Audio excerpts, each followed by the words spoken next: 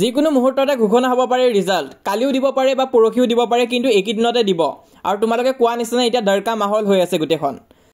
তো আজি এটা আপডেট পাইছোঁ যে ৰঙালী বিহুৰ পূৰ্বে ঘোষণা হ'ব মেট্ৰিক পৰীক্ষাৰ ফলাফল। গোটেইবিলাক চেনেলতে দিছে, মই চাইছোঁ। প্ৰথম মই ভাবিছিলোঁ এনেই দিছে নেকি, পিছত চাওঁ যে ডাঙৰ ডাঙৰ চেনেলবোৰতো দি আছে, প্ৰতিদিন টাইমছতো দিছে, DY365তো দিছে। তেনেহ'লে অবভিয়াছলি কথাটোতো একদম মিছা হ'ব নোৱাৰে, কিবা নিশ্চয় লিংক আছে যাৰ ফলত এই কথাখিনি ওলাইছে। কিন্তু কথাটো হ'ল যে বিহুৰ কাৰণে একদম সময়ে নাই। তোমালোকে চোৱা 14 তাৰিখ মানে বিহু আছে, তো আজি হৈছে 8 তাৰিখ, তো মাজত মাত্ৰ কেইটামান দিন আছে, 9, 10, 11, 12। তো ইয়াৰ ভিতৰতে যিকোনো দিনা তোমালোকক ৰিজাল্টটো দি দিব পাৰে।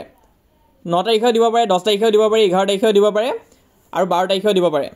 তো ইয়াৰে ভিতৰত 12 আৰু 13টো তোমালোকৰ ছানডে ছেটাৰডে হৈ আছে, তো most চান্স আছে তোমালোকৰ 10 আৰু 11 তাৰিখৰ ভিতৰত দিয়া।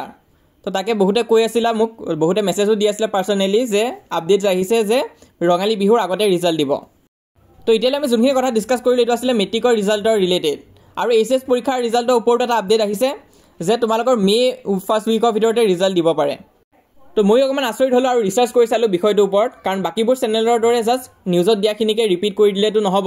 তো ৰিচাৰ্চ কৰোঁতে মই পালোঁ যে আজি এছেবৰ এখন বৈঠক হৈছিলে, তাত প্ৰেজেণ্ট আছিলে দীপেন বড়ো, আপচুৰ প্ৰেচিডেণ্ট। তো তেওঁ কৈছে যে ৰিজাল্ট তোমালোকৰ বিহুৰ ওচৰতে দিব বুলি কৈছে তেওঁ আকৌ এই কথাটো একদম মেনশ্যন কৰা নাই যে বিহুৰ আগতেই দিব 100%, কিন্তু বিহুৰ ওচৰত দিব বুলি কৈছে। আৰু HSৰ কেতিয়া দিব, মে'ত দিব বুলি কৈছে, মে ফাৰ্ষ্ট উইক মানে দিব পাৰে। তো এই দুটা কথাই তেওঁ কৈছে, আৰু তেওঁ সেই মিটিংখনত কিন্তু প্ৰেজেণ্ট আছিলে। তো ইয়াৰ মানে যে তোমালোকৰ গোটেই বহি চোৱা কামখিনি হৈ গৈছেগৈ আৰু ৰিজাল্টটো প্ৰিপেয়াৰ হৈ গৈছে, জাষ্ট পাব্লিক কৰা বাকী আছে। তো যেতিয়াই মুখ্যমন্ত্ৰী বা ৰণোজ পেগু ছাৰে টুইট কৰিব তেতিয়াই ৰিজাল্টটো তোমালোকৰ পাব্লিক কৰি দিয়া হ'ব। তো সেইকাৰণে বহুতো চেনেলত দি আছিল যে যিকোনো মুহূৰ্ততে তোমালোকৰ ঘোষণা হ'ব পাৰে ৰিজাল্ট, আৰু মেক্সিমাম চান্স আছে তোমালোকৰ ৰঙালী বিহুৰ আগতে ৰিজাল্টটো দি দিব। তো এতিয়া তোমালোকে কমেণ্ট কৰি জনাবা যে বিহুৰ আগত দিলে ভাল হ'বনে নাই, কাৰণ বহুতে কৈ আছে যে বিহুটো এতিয়া বৰবাদ হৈ যাব ৰিজাল্টৰ কাৰণে। কাৰণ ৰিজাল্ট কি আহে, বহুতে হয়তো ফেইলো কৰি যাব পাৰে, বহুতে ভাবা মতে ৰিজাল্ট কৰিব নোৱাৰিবও পাৰা। তো তাত আকৌ ঘৰত গালি পাৰি থাকিব, ৰিলেটিভছে ফোন কৰি থাকিব। তো ক'বলৈ গ'লে বিহুত তোমালোকে এনজয় কৰিব নোৱাৰিবা। আৰু তাতে কিছুমান এনেকুৱা ষ্টুডেণ্টো থাকিব যাৰ ৰিজাল্ট ভাল হ'ব, ঘৰত চেলিব্ৰেশ্যনো হ'ব। তো তুমি এতিয়া কোনটো কেটেগৰী ষ্টুডেণ্ট হয় মই নাজানো, কিন্তু কমেণ্ট কৰি জনাবা তোমালোকৰ পৰীক্ষা কেনেকুৱা হৈছিল আৰু এতিয়া ভয় লাগি আছে নে নাই। তো সকলোৱে কমেণ্ট কৰিবা, আৰু লগতে তোমালোকে ভিডিঅ'টো শ্বেয়াৰ কৰিবা লগৰবোৰৰ মাজত যিমান পাৰা।